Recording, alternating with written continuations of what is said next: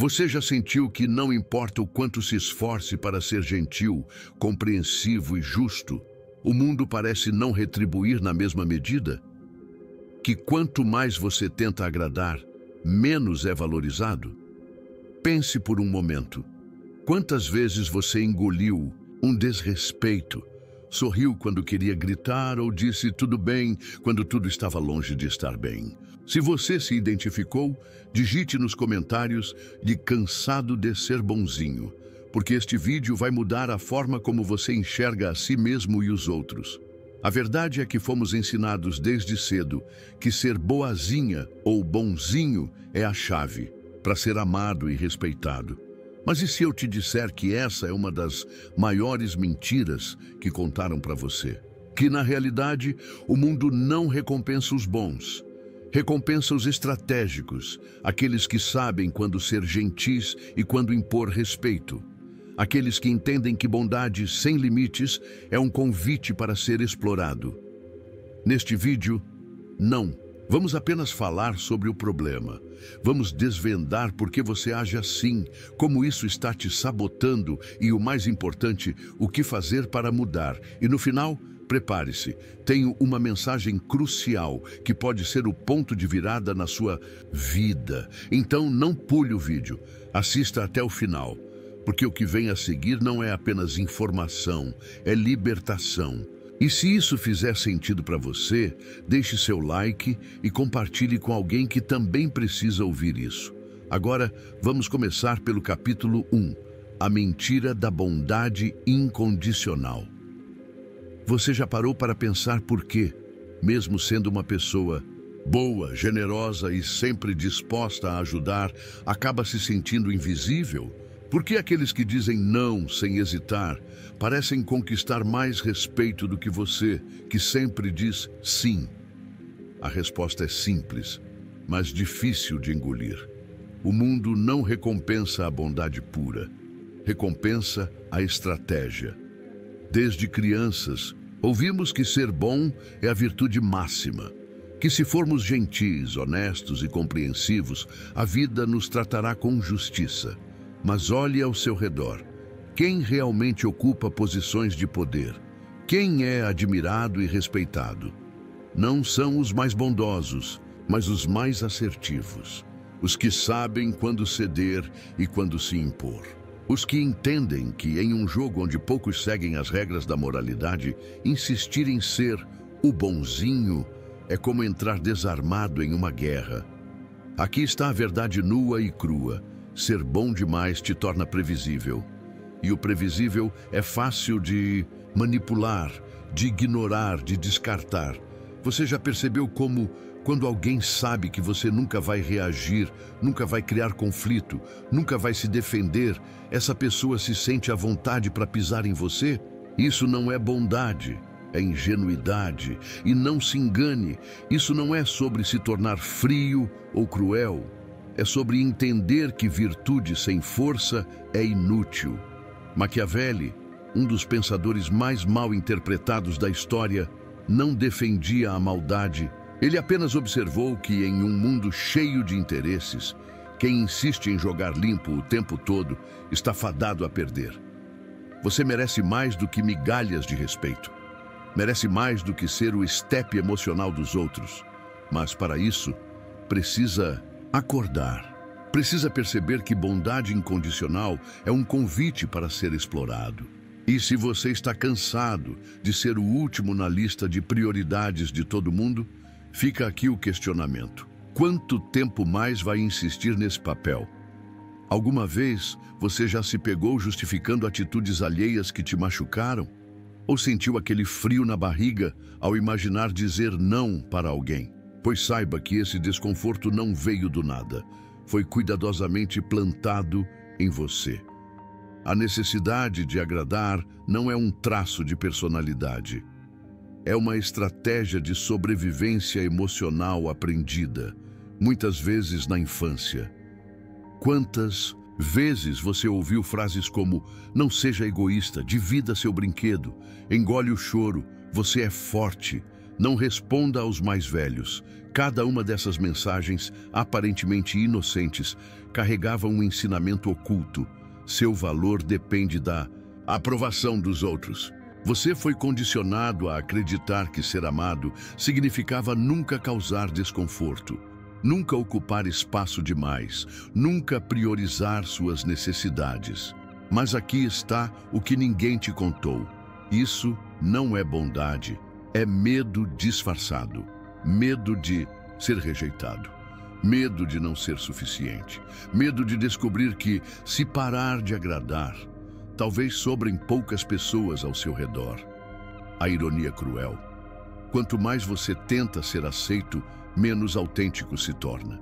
E quanto menos autêntico, mais difícil é construir conexões reais. Você vira um espelho, reflete apenas o que os outros esperam ver, enquanto sua verdadeira identidade some atrás de sorrisos forçados e concordâncias vazias.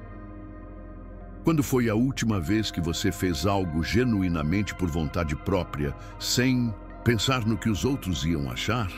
Esse simples questionamento pode ser o primeiro passo para quebrar esse padrão. Esse medo de desagradar não surgiu do acaso. Ele foi meticulosamente cultivado.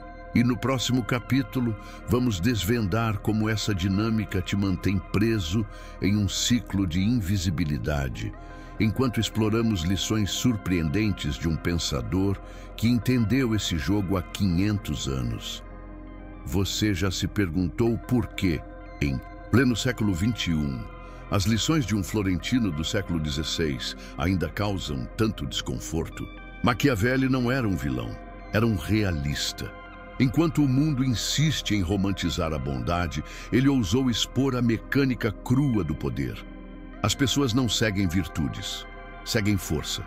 Pense nos líderes que realmente comandam respeito, não aqueles que fingem ser bonzinhos para agradar, mas os que estabelecem limites claros. Isso não é sobre ser cruel, é sobre entender uma verdade inconveniente. Respeito não se ganha por merecimento, se conquista por percepção. Maquiavelli ensinou que um príncipe, e hoje, leia-se qualquer pessoa, deve ser como a raposa e o leão. A raposa para enxergar as intenções por trás dos sorrisos. O leão para impor presença quando necessário. Quantas vezes você, por medo de parecer rude, deixou passar a brincadeira que te humilhou? O colega que sempre te sobrecarrega. O parceiro que cruza seus limites. Essas não são demonstrações de bondade. São sinais de vulnerabilidade que os outros aprendem a reconhecer e explorar. O pensador italiano não estava errado quando sugeriu que é melhor ser temido do que amado. Não por crueldade, mas porque o medo aqui significa respeito às consequências. A grande virada começa quando você entende: sua bondade é uma virtude. Não uma fraqueza, mas virtude sem estratégia é autossabotagem. O verdadeiro poder está em decidir quando ser a pomba e quando ser a serpente. Mas como equilibrar essa equação? Como ser bom sem ser trouxa, forte sem ser cruel? É aí que a maioria se perde, e é exatamente o que vamos desvendar a seguir. Você já se pegou pensando que só existem duas opções? Ou você é aquela pessoa que todo mundo abusa, ou vira o durão que ninguém quer por perto? Esse é exatamente o pensamento que mantém você preso.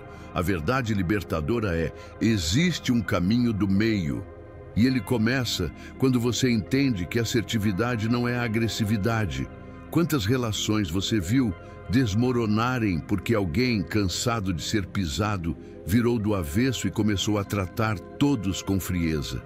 Isso não é evolução, é só outra forma de prisão. O segredo não está em mudar quem você é, mas em como você se relaciona com sua própria bondade. Aqui está o que ninguém te contou sobre pessoas verdadeiramente respeitadas. Elas são capazes de ajudar por escolha, não por obrigação. Sabem dizer não sem se desculpar excessivamente.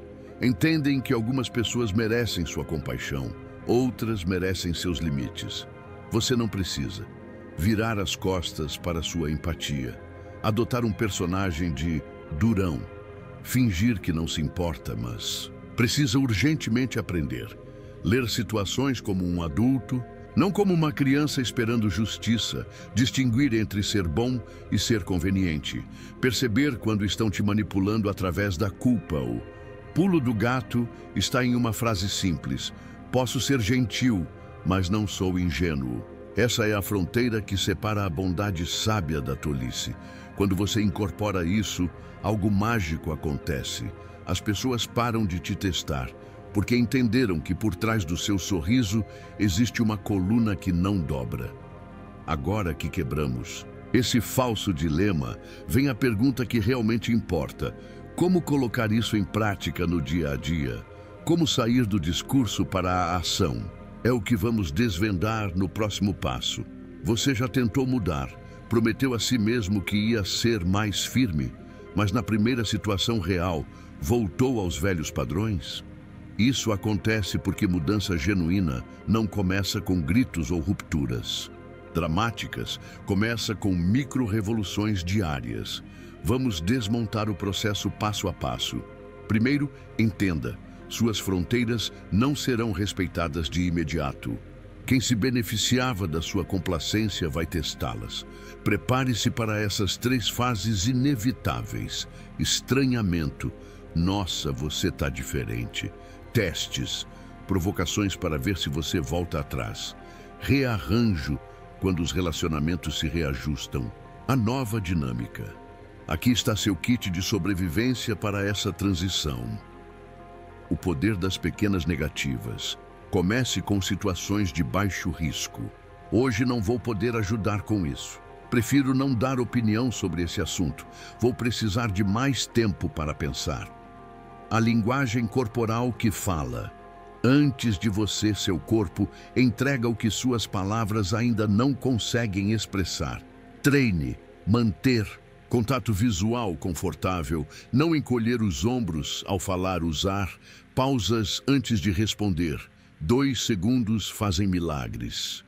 3. A arte do não explicativo. Você não deve satisfação por suas escolhas. Compare. Não posso porque... 3 frases de justificativa. Não vai dar para mim agora. 4. O controle da recompensa às. Pessoas tratam você pelo que você tolera. Quando alguém te desrespeita e continua tendo acesso ao seu tempo e atenção, você está premiando o mau comportamento. Ajuste gradualmente. Diminua a disponibilidade para quem só aparece quando precisa. Pare de correr atrás de quem não reciprocidade. Desafio dos primeiros 21 dias. Escolha uma área para focar inicialmente. Trabalho, família, relacionamento. Mudanças radicais em todas as frentes levam à recaída. A consistência em um ambiente cria a base para os outros. Tudo isso soa lógico no papel, mas existe uma barreira invisível que mantém muitas pessoas presas, mesmo sabendo de tudo isso. No último capítulo, vamos enfrentar o verdadeiro inimigo, e ele não está onde você espera. Chegamos ao cerne da questão. Depois de desmontarmos crenças, estratégias e técnicas, resta uma verdade incômoda. O maior sabotador da sua transformação mora no seu espelho. Sim, você, mas não da forma que imagina. Quantas vezes você já começou a mudar, mas voltou atrás para não magoar? Sentiu culpa por priorizar suas necessidades, se sabotou inconscientemente para manter o status quo. Isso não é fraqueza, é lealdade a uma identidade antiga. Você internalizou tanto o papel de o bonzinho que, mesmo sofrendo, há uma parte de você que resiste à mudança por medo de deixar de ser você mesmo. A ironia, você não está perdendo sua essência, está encontrando-a. Aquela criança que aprendeu a agradar para ser amada ainda está aí, mas agora é você, adulto, quem precisa mostrar a ela. Podemos ser amados sendo autênticos. O desafio final. Antes de qualquer técnica, responda com brutal honestidade. Quem você precisa desapontar para começar a ser livre? Que relacionamento você teme transformar ao impor limites? Que versão sua você está protegendo ao permanecer pequeno? Esta é a escolha crua que ninguém fala.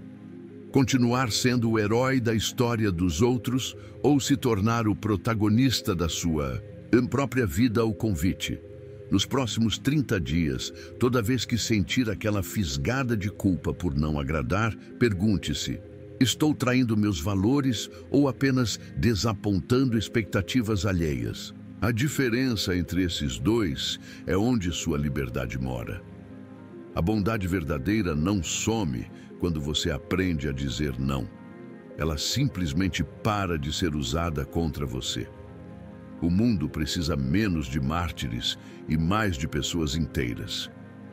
Qual você escolhe ser?